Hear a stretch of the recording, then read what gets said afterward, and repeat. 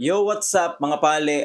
For today's video, pag-usapan naman natin ang istorya na itinanong sa atin ng follower natin nung isang araw pa to eh.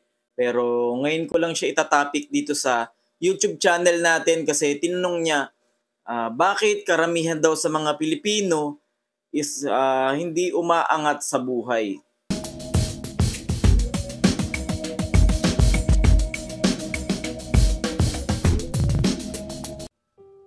Oo nga no, mapapaisip ka na kasama kasi yung Pilipinas sa isa sa mga pinakamahirap na bansa dito, 'di ba, sa mundo.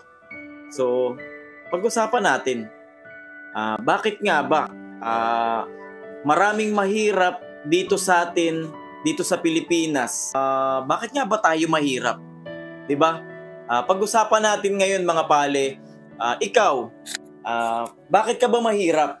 I-comment mo dito sa comment section kung ano ba ang mga naging dahilan or ano yung naging struggle mo kung bakit ka mahirap pa rin ngayon or kung bakit hindi ka pa umaangat sa buhay. Or basically, bakit maliit ang kita mo ngayon? Ano-ano ba yung mga dahilan? Pwede mong i-comment dito sa comment section mga pale kung ano yung dahilan mo. Kasi iba-iba naman tayo, di ba? May kanya-kanya tayong dahilan kung bakit hindi tayo umaasenso sa buhay. Unahin muna natin yung tanong ng follower natin sa Facebook na bakit daw ang daming mahihirap dito sa Pilipinas. Siguro isa sa mga reason na nakita natin diyan is sobrang taas, lalong dito, ito madalas na nangyayari to sa atin sa mga company, sa mga company, kapag naghahanap sila ng mga empleyado nila, 'di ba? Anong una nilang qualification, 'di ba? Kailangan college graduate ka or at least college undergrad ka, 'di ba? Para tanggapin ka, 'di ba? Ang taas ng qualification dito sa Pilipinas, pero ano lang ang magiging trabaho mo? Yung iba dishwasher, yung iba waiter ang magiging posisyon mo. Yung iba bagger ka. Tapos iba office staff. Pero ang qualification nila is napakataas. Kailangan at least college undergrad ka. Minsan pa nga yung iba napakababang posisyon ang ino-offer. Pero ang taas ng kailangan nilang qualification. Kita mo naman dito sa Pilipinas, 'di ba? Hindi naman halos lahat ay nakatapak ng college. Hindi naman lahat ay nakaranas ng college, 'di ba? Yun pa lang mga pale, isa na yun sa mga reason kung bakit maraming mahihirap kasi hindi sila nagkakaroon ng opportunity na makapagtrabaho. Kaya yung ibang mga kababayan natin natatakot ng sumubok kasi ganun lang din naman pagka nag-apply sila, pag na-interview sila, sasabihin, tatawagan na lang kita or tatawagan ka na lang namin. Ganun ang madalas na nangyayari, diba? Tapos yung iba naman, pag natanggap naman sa trabaho, eto na, pagka naman natanggap sa trabaho, sahod na, diba? Ang sahod basically dito sa atin is nasa 450 to 550 minimum yun, diba? Minimum yun dito sa atin. Hindi ko alam kung nagtaas na ngayon, kung nasa 600 plus na. Pero dati kasi yun yung sa amin Nag-aaral pa lang ako, working student kasi ako mga pale. Ang sahod ko pa lang noon, imagine niyo, ang sahod ko pa lang noon 120 pesos per day. Full day yun pagka wala akong pasok sa school. Tapos umalis ako doon kasi nababaan ako. Lumipat ako sa hindi restaurant. Basta lumipat ako sa isang food company. Ayan. Naging ako doon, naging waiter ako doon. Pero ang sahod namin is 28 pesos per hour. Diba? Imaginein mo yun. Tapos, ang pasok ko lang nun, nasa 3 hours lang dahil nga working student ako. Papasok ako ng school ng 6 a.m. Tapos matatapos yon ng mga 12 noon. Then, pagkatapos ng kakain lang ako, bihis na ako, pasok na ako sa trabaho. Hindi ko na sasabihin yung company kasi para privacy na rin nila dahil medyo mababa talaga sila magpasahod. Tapos ngayon, dumating din yung time na hindi ko rin masustentuhan yung tuition ko kasi sa private po ako nag-aral noon. Pinag-aaral ko yung sarili ko. Ako nagpapabaon, sa sarili ko, ako nag-iipon ng pambayad sa tuition ko, pambayad sa mga project. Pag exam, kailangan magbayad ka ng kahit papaano, maghulog ka. Madalas, ganun ang nangyayari sa akin. Parang hulog-hulog lang sa tuition. Mabalik tayo sa topic natin. Yun na nangyayari. Kaya yung iba, sumusuko na sa buhay, hindi na nagtatapos ng pag-aaral dahil hindi nila kaya. Dahil hindi nila afford na mag-aral. Although dito sa Pilipinas, libre na naman ang tuition, pero syempre hindi pa rin mawawala doon yung baon-baon, pamasahe mo, pambayad sa mga projects, tapos may miscellaneous fee pa. Syempre, hindi naman pwedeng zero na wala ka talagang babayaran. Pero kahit pa paano, may miscellaneous yan. Diba? Yun ang isa sa mga nagiging problema ng mga kabataan or mga tao dito sa Pilipinas. Dahil nagiging undergrad sila, ngayon dito napapasok yung hindi sila makakapaghanap ng magandang trabaho dahil sobrang taas ng qualification dito sa Pilipinas. Diba? Kaya ang nangyayari, yung mga tao dito sa atin, mas pinipili na lang nila na mag-construction na lang. Yung iba nga tumatambay na lang talaga, as in tambay na lang, palamunin na lang sila sa bahay. Diba? Alam mo yon, kasi nawawala na sila ng pag-asa Diba? Mas pinipili na lang nilang pumasok sa kung saan-saan, basta kahit ano na lang. Diba? Kaya marami ding gumagawa ng illegal dito sa atin sa Pilipinas dahil nga sa kahirapan. Diba? Yun yung isa sa mga dahilan, mga pale, kung bakit mahihirap ang mga tao dito sa atin sa Pilipinas. Siyempre, kasama na tayo doon, hindi pa naman tayo mayaman. Pero, siyempre, nangangarap din tayo na someday, makakaangat din tayo sa buhay. At eto pa, isa sa mga reason, mga pale, nakakapagtrabaho ka, minimum lang yung sahod mo. Pero pag dumating na yung sahod mo, kain ka dito sa mamahaling restaurant, gala ka dito sa mga mamahaling na galaan, di ba? Bakasyon ka dito, bakasyon yan, hanggang sa yung pera mo is nawawala na lang din. Tapos yung iba naman, hindi pa sumasahod, uutang. Diba? Para sa panggastos nila kasi minsan kinukulang nga yung sinasahod nila dahil maliit lang. Ganun lang nangyayari, rotation lang, tulog, gising, trabaho, uuwi ulit, tulog, gising, trabaho, uuwi ulit. Ganun lang, ganun na nangyayari sa rotation nila pero walang nangyayari. Diba mga pale? Tapos yung iba naman, nag-iipon, ayan. Dumating na tayo dito sa point na nag-iipon. Kaso, ang ginagawa nila, ang pinag-iipunan nila is yung mga bagay na gusto nilang bilhin. Let's say for example, bibili ka ng bagong cellphone, o 'di ba? Magtatrabaho ka ng ilang buwan or taon, 'di ba? Iba magtatrabaho ka ng taon, napakatagal mong pag-iipunan tapos ibibili mo ng cellphone. Ipagpalagay na natin iPhone 16,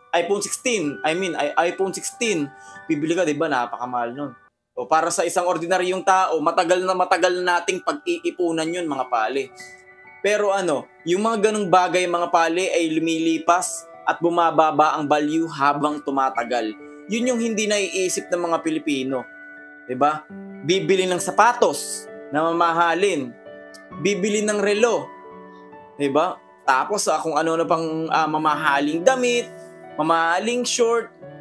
Diba? Yung mga alas, isa yun sa mga factor kung bakit hindi umaangat ang isang Pilipino. Marami ka naman sigurong kakilalang ganyan na mas inuuna nila yung luho, mas inuuna nilang bumili ng mga bagay na gusto nila. 'Di ba? Pero hindi nila naiisip na mag-ipon, mga pale. 'Di ba? Yan ang isa sa mga bagay na hindi nila naiisip at hindi nila napagpaplanuhan, na mag-ipon at mag-invest para sa sarili. 'Di ba? Pagpalagay na natin na sumasahod ka ng mga nasa 3,000 to 5,000 kada cut-off. 'Di ba? Ang gawin mo, yung expenses, ibukod mo na. Ipagpalagay mo na 3K yung expenses mo, tapos yung 2K itabi mo. 'Di ba? Pwede ka rin namang gastusin mo rin yung pera mo, pero sa investment sa sarili mo, sa pagpapataas ng value mo. Pwede kang mag-aral habang nagtatrabaho. 'Di ba? Pwede kang mag-TESDA, magdadagdag ka ng mga skills mo. At least wala kang naiipon, pero naiipon mo yung mga knowledge diyan sa utak mo na magagamit mo yon someday para kumita ng pera. 'Di ba? Mapali, napakasimple lang. Disiplina lang sa sarili. Tapos isa pa sa mga factor kung bakit hindi yumayaman ang mga Pilipino. Ito dahil sa bisyo, mga pale. Dahil sa bisyo, yes po. Dahil sa bisyo. Imbis na ipangkakain mo na lang, imbis na ibabayad mo na lang sa mga bills mo, nagagamit mo pa sa bisyo. So, alam naman natin mga bisyo, alak, sugal, sigarilyo, at kung ano-ano pa mga pale. Isa yan sa mga karamihang ginagawa ng mga kababayan natin, mga kapwa nating Pilipino.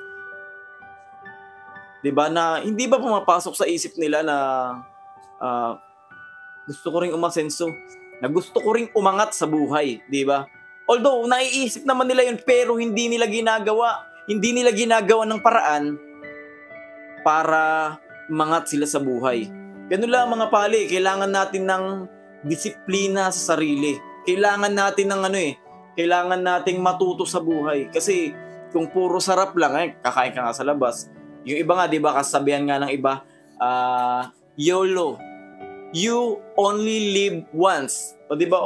Although tama naman yun, we only live once, pero mas mahirap mabuhay nang walang panggastos. Hindi naman tayo immortal, mga pali. Di ba? Hindi tayo immortal, hindi palaging malakas tayo. Darating yung time na magkakaroon tayo ng sakit. Paano kung magkasakit ka? Anong ipambabahid mo sa ospital? 'Di ba? Paano kung maaksidente ka? Wag naman sana. Pero wala kang pera pag naaksidente ka, 'di ba? Paano pag tumanda ka na, dumating yung senior mo, aasahan mo yung pension mo, SSS mo? No. Dapat bago ka tumanda, meron ka ng daladala, meron kang ipon na malaking pera para sa paghahanda diyan sa sarili mo. Isa 'yon sa mga factor, mga pale, na pwede nating gawin para umangat ba sa buhay. Isa 'yon sa mga teknik at isa 'yon sa mga ginagawa natin ngayon dahil ito isa sa mga advice ko sa inyo, mga pale. Magbasa kayo ng mga libro na about sa mga Chinese businessman. Ayan, sa mga Chinese businessman, mga pale, sigurado ko napakalaki ng mababago sa buhay nyo kapag binasa nyo kung paano nga ba mamuhay ang isang Chinese businessman.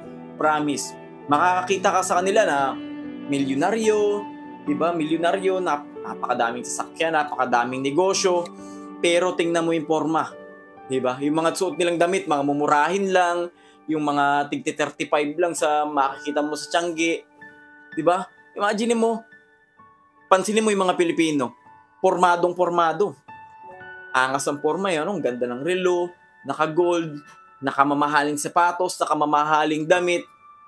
Pero tingnan mo yung bulsa, mga pale, walang laman. Diba? Kasi nga, yung sinasahod nila, yung kakarampot na sinasahod nila, ibibili nila ng luho. Diba? Hanggang sa wala nang matira para sa ipon nila, dahil hindi nila pinaghahandaan ng kinabukasan nila, mas inuuna nila yung mga luho nila. Ayan, mga pale. Sa follower natin sa Facebook na nagtanong sa atin kung bakit nga ba hindi umaasenso ang mga Pilipino, isa yan sa mga dahilan. Isa po yan sa mga dahilan kung bakit hindi umaasenso yung mga Pilipino dito sa Pilipinas. Ikaw, ano ang kwento mo? Bakit nga ba hindi ka pa umaasenso ngayon? I-comment mo dito sa comment section kung bakit nga ba or kung ano ang dahilan kung bakit hindi ka pa umaasenso. Ayan, yun lamang po ang kwento natin ngayon, mga pale. Baka may gusto kayong idagdag, comment nyo po dito sa comment section. This is Sir Jex na palaging may pagkwentuhan sa inyo, palaging magbibigay ng advice sa inyo. Basta i-comment nyo lang dito sa comment section. Kung ano yung mga gusto nyong i-topic natin, baka may naisip kayo na pwede nating i-topic ngayong araw. I-comment nyo dito sa comment section, itatopic natin yan. O baka may maganda kayong kwento dyan, tara, ikwento natin yan dito sa Sir Jex page. Yun lamang at maraming salamat, mga pale. Goodbye.